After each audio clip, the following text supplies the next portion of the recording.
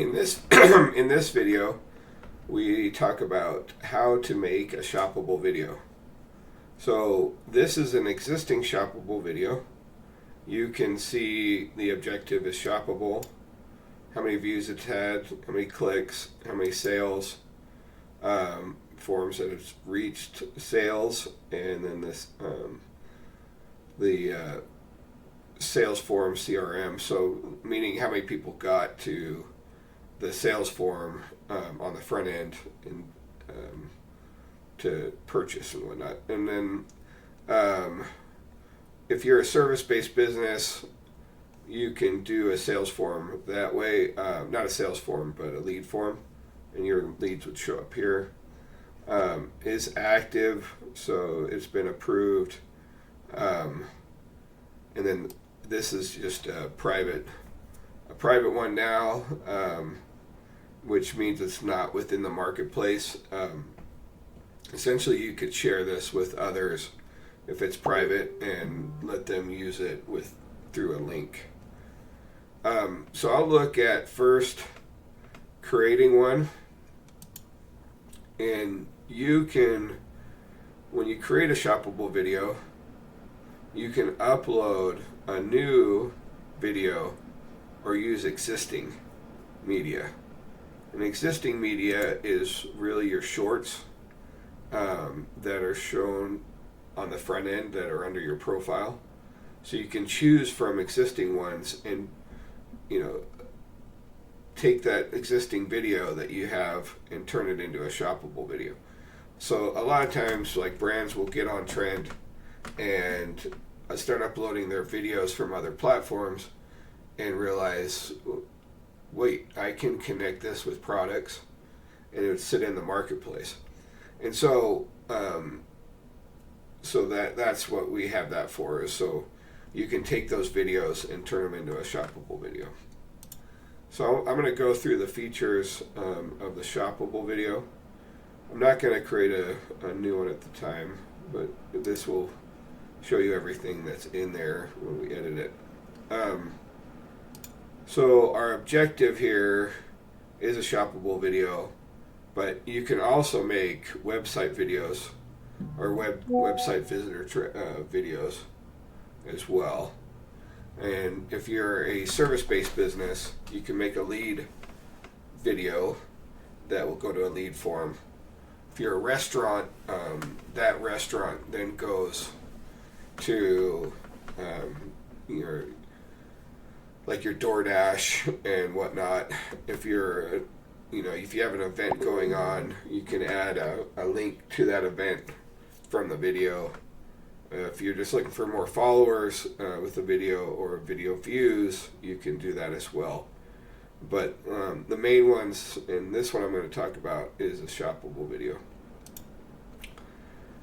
So typically, just every video has a name and description as well. So you want to keep that to 160. The status is public, which means it's this one we're looking at is private, but public is being available in the whole platform there, within the marketplace and on your own profile and whatnot. So I'm just going to make this one public for now, and then we have different categories.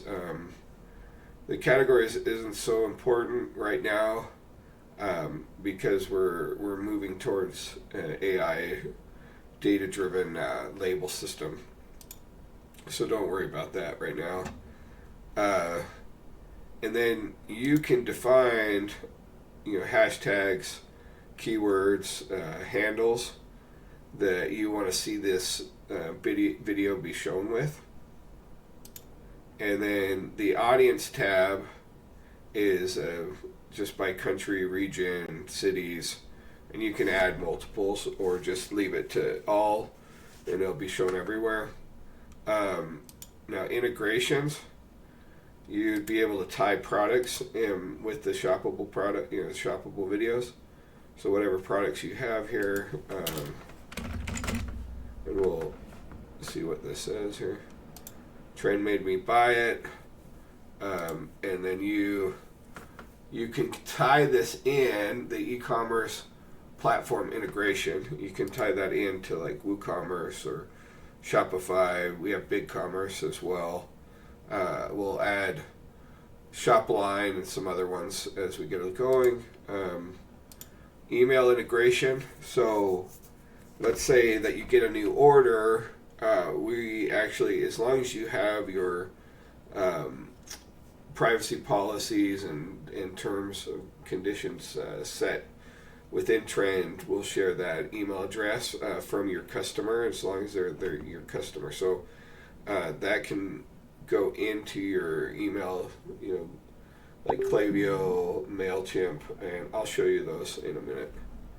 But and then Trend has their own SMS system set up, and we will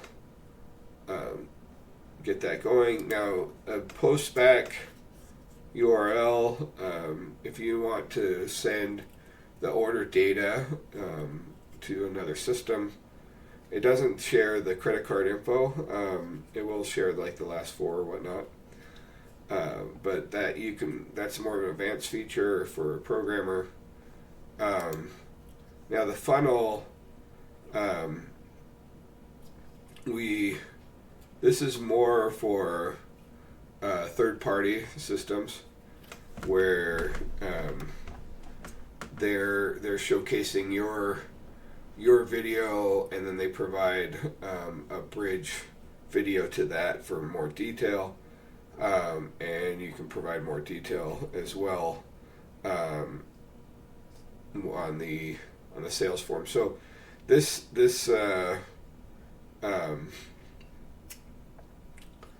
funnel area isn't really necessary for the marketplace. It's more for third-party traffic. So I'd ignore it if you're in just doing the marketplace, or you can talk to your account manager about it if you need to. But the funnel is part of more of an embed system, and we have different ways. We have more of a HTML embed, a JavaScript embed. We have a WordPress plugin, and you can create a short link here to share that video with others. Now the boost is